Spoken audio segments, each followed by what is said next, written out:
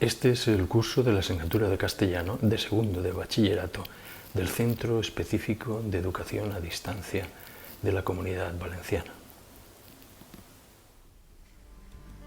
Vamos con la primera unidad y veremos tres apartados. En primer lugar, una guía para elaborar el resumen de un artículo.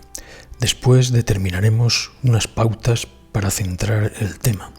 Y finalmente indicaremos cómo reconocer la estructura general.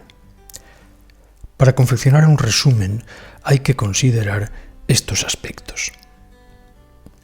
Explicaremos cada uno de sus 5 apartados con este artículo que nos servirá de ejemplo. Toma el tiempo que necesites para leerlo. El primer aspecto que debemos considerar es la escala, es decir, ¿cuál es la extensión que debe tener un resumen?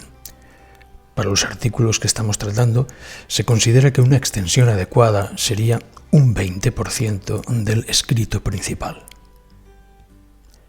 La segunda consideración se refiere al estilo.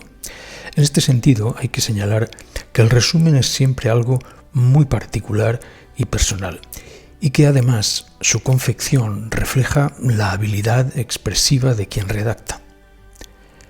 Lo único importante es que no reproduzcas frases enteras del texto.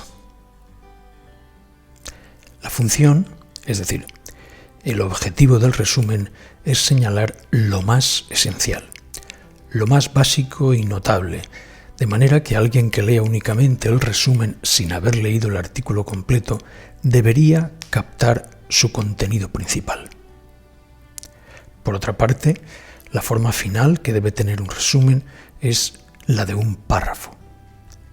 No lo dejes como una relación de frases precedidas de guiones o como un esquema de llaves.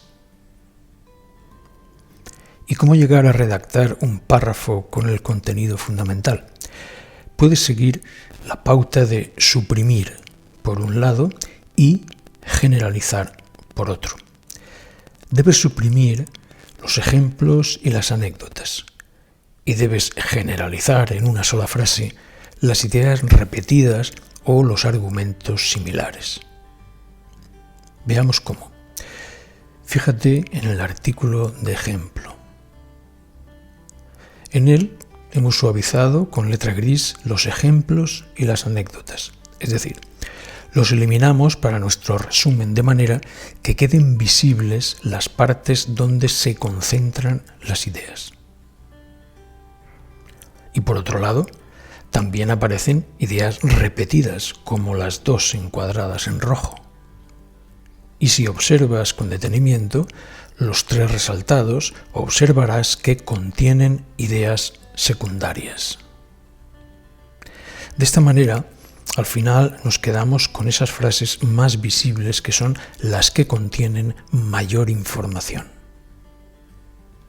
Pues bien, una vez hemos localizado las frases que albergan la información más densa, lo que debemos hacer es reelaborarlas, reescribirlas con nuestras propias palabras para configurar un párrafo. Ese será el resumen. Pasaremos ahora a ver cómo podemos determinar el tema del texto. Para centrar el tema nos serán útiles las frases que hemos destacado antes para elaborar el resumen y que contienen la información más importante. Esas líneas resaltadas nos darán una pista para redactar en una sola frase de qué habla el artículo. Debe ser naturalmente una frase muy general que se refiera solamente al asunto general del texto. El último paso consiste en indicar la estructura general del artículo y para eso hay que localizar en qué lugar se sitúa la idea principal. Por eso nos volverán a ser útiles las últimas frases resaltadas para la redacción del resumen.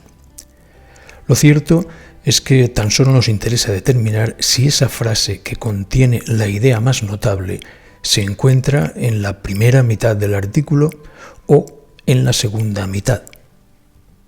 En este caso, la encontramos situada en la segunda mitad. Recuerda que será muy frecuente encontrarla bien hacia el inicio o bien hacia el final del artículo.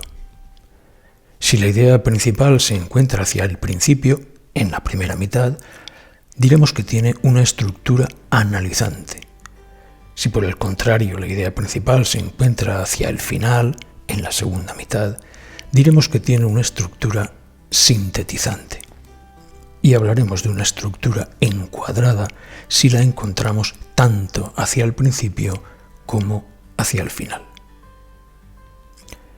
Y hasta aquí el contenido del tema, en el que hemos visto los pasos para elaborar un resumen, cómo las frases clave nos ayudan a determinar el tema y la manera de estipular la estructura general de los artículos de opinión.